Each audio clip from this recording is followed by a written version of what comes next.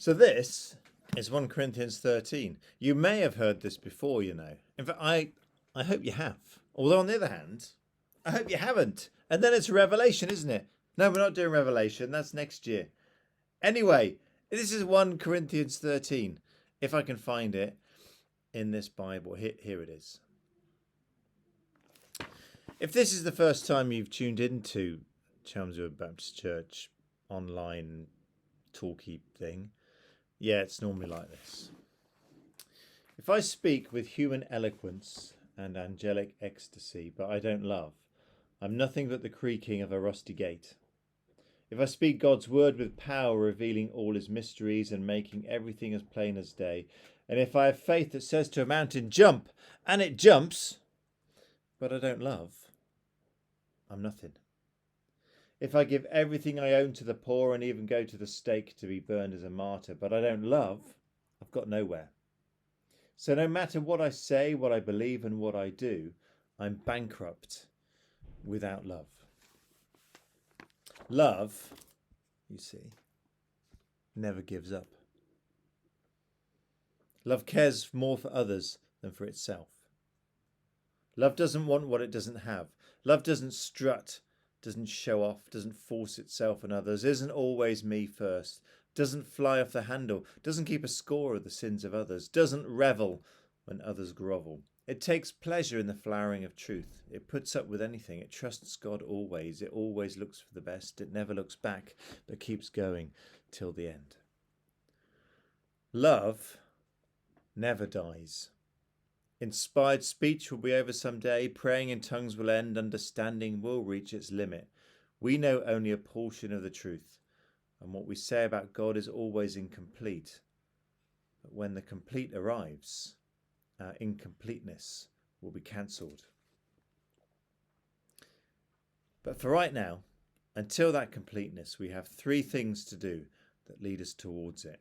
Trust steadily in God, hope unswervingly, love extravagantly. Faith, hope and love remain. And the greatest of these,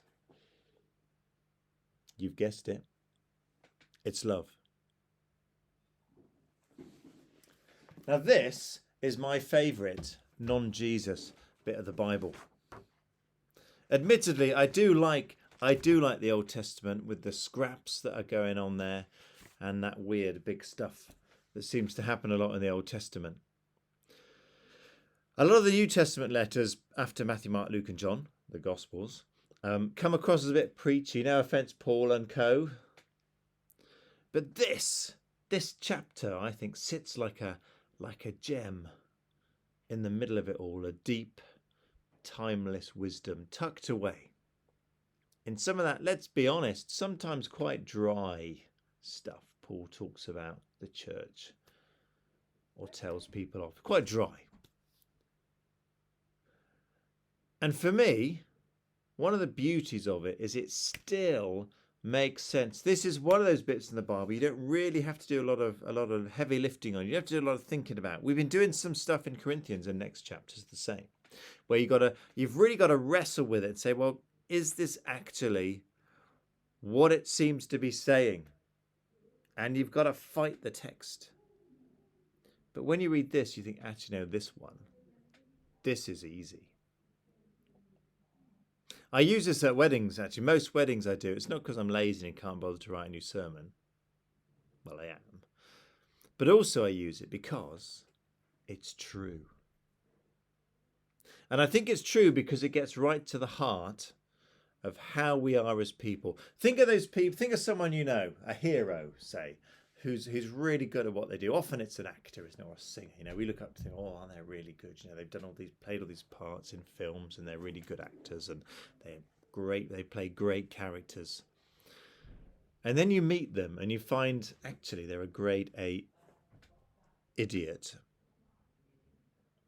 because they don't love. They're full of ego or control or themselves, and they don't love. Because we want people to be the real deal, don't we? It doesn't matter whether you have a brain the size of a planet.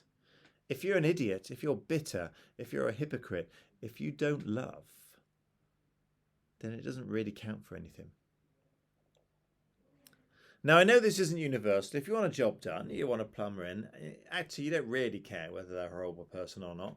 Although, if they're a really nice person, you'll use them again, won't you? Because love does matter. Love does make a difference. And it's not even scientific. You could probably argue some evolutionary trait if you really wanted to, but it's not scientific. But the fact that you like someone, or you meet someone and they seem to be full of love, makes a massive difference to how you interact with them. It doesn't matter if we tick all the boxes, says Paul. This is the very edited version of 1 Corinthians 13. You can tick all the boxes, but if you don't love, then you're nothing.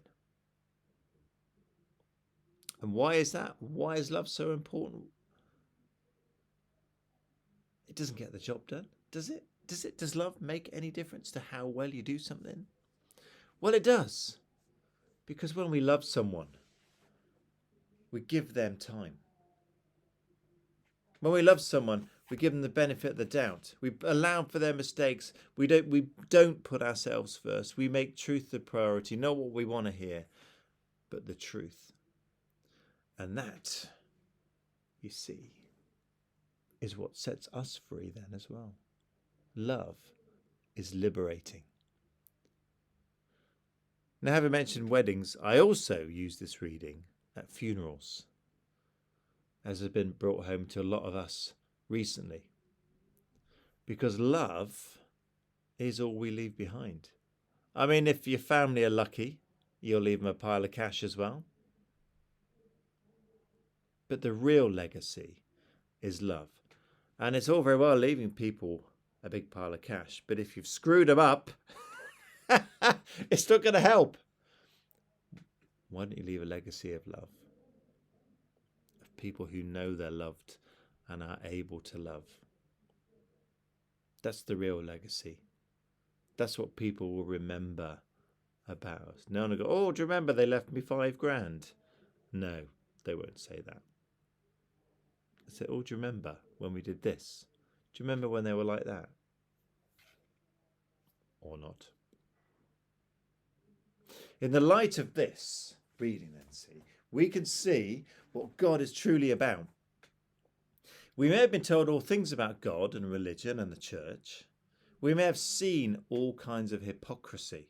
But here is the truth. Here is where we get to the heart of what God is about, which isn't institutions.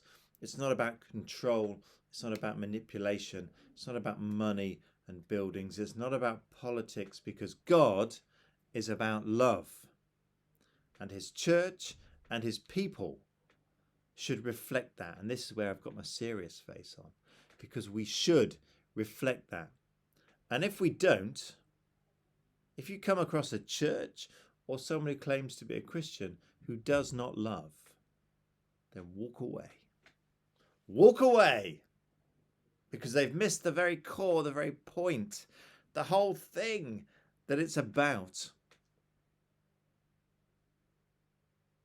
This reading is rarely read out by those judgy, finger-pointing types. You know the type.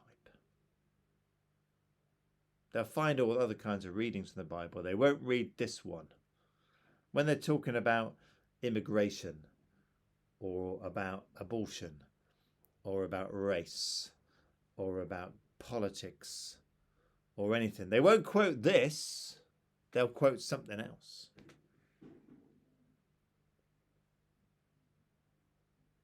This is what we're about. This is the heart of what God calls us to do. Calls us, calls you and me to be. It's a yardstick and a check. And for me, when I read this, it's for me, is this how I'm living? Is this how I will be remembered? What can I change to make sure when I read this, people go, oh, Neil's like that? For us as a church and as a community, whether you believe in God or not, these words are true. Are we reflecting this? Are we showing this? Are we living this?